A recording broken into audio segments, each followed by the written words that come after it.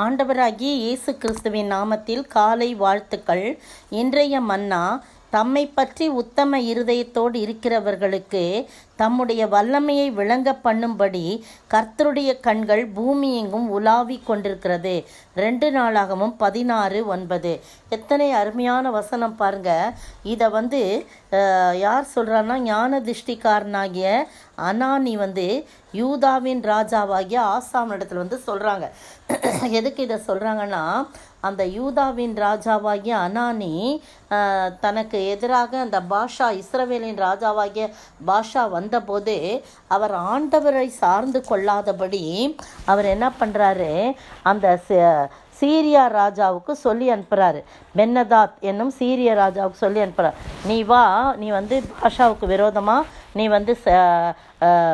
இது பண்ணு அப்படின்னு சொல்கிறார். உடன்படிக்கை பண்ணு, அவனுக்கு விரோதமாக செய்த உடன்படிக்கை பண்ணி என்னை விட்டு விலகி போகும்படி செய் அப்படின்னோடனே உடனே பென்னதாத் ராஜாவாகி ஆசாவுக்கு செவி கொடுத்து தனக்கு உண்டான சேனாபதிகளை எல்லாம் அனுப்பி இஸ்ரவேலின் பட்டணங்களுக்கு விரோதமாக அனுப்புகிறான். அங்கே அவங்க இவங்களை முறியடிக்கிறாங்க.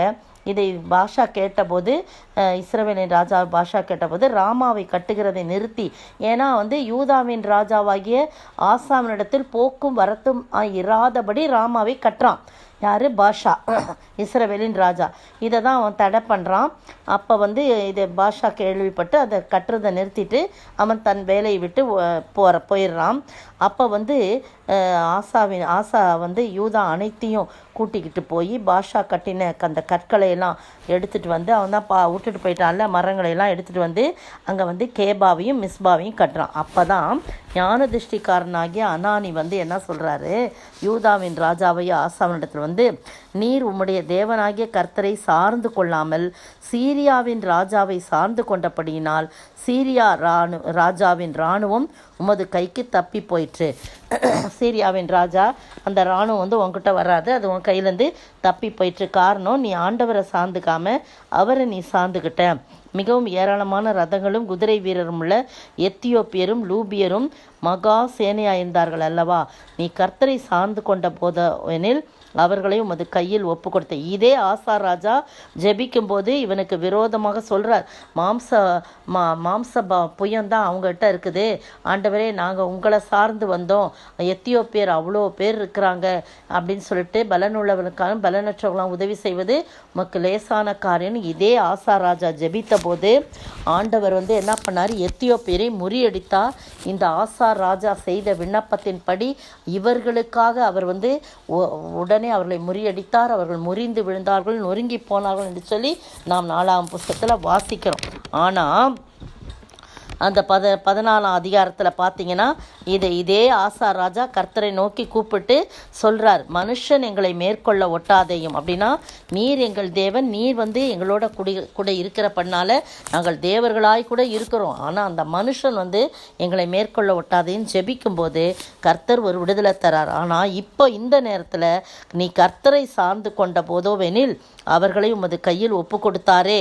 மகா சேனையாக இருந்த எத்தியோப்பியர் குதிரைகள் ரதங்கள் எல்லாம் இருக்குது. அப்போ இவன் வேண்டிக் கொள்ளும்போது கொடுத்தார். ஆனால் இப்போ நீ என்ன செஞ்சிட்ட, தப்பு பண்ணிட்ட, மதி இல்லாதவன் நடந்துக்கிட்ட அப்படின்னு சொல்லி தான் தம்மை பற்றி உத்தம இருதயத்தோடு இருக்கிறவர்களுக்கு தம்முடைய வல்லமையை விளங்க பண்ணும்படி கர்த்தருடைய கண்கள் பூமி எங்கும் உலாவி கொண்டிருக்கு. ஆனால் இந்த விஷயத்தில் நீ மதி இல்லாமல் உத்தமமாக நடக்கலை, நீனு மனுஷரை போய் சார்ந்துக்கிட்ட.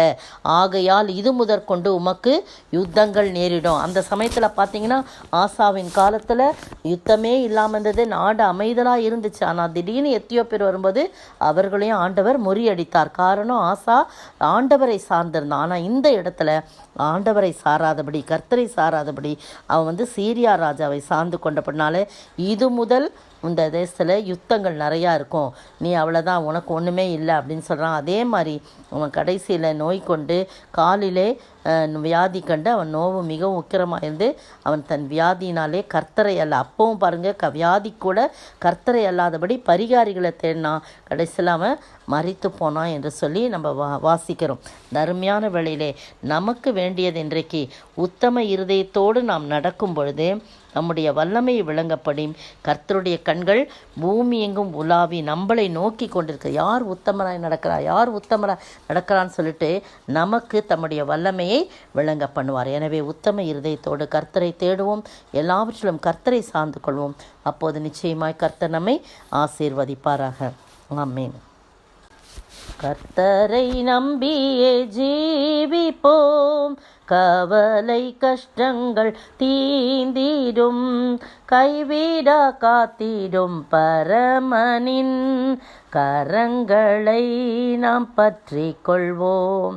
கைவிடா காத்திடும் பரமனின் கரங்களை நாம் பற்றி கொள்வோம்.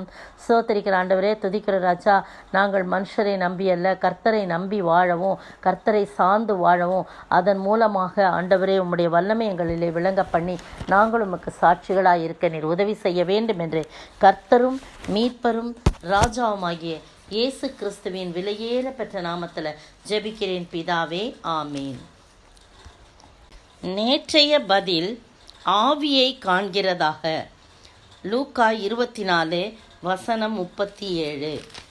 இன்றைய கேள்வி, அவருடைய எதினால் நாம் எல்லாரும் எதை பெற்றோம்?